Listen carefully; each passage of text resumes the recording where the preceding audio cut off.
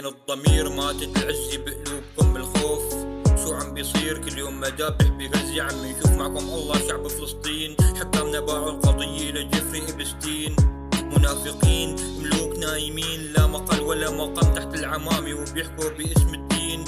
حل الظلام ضباب الكيان، عدم على المكان زاد الإجرام، ما في سلام ما ضل أمان.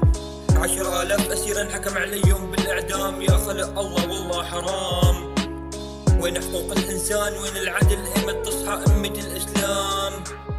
كم عقد مر بالزمن والوطن قلبه مجروح، كم سكينة خزة بالعلن خزن الهم موت الروح. بعد سنين بالصافح جبان عالخصران بتراهن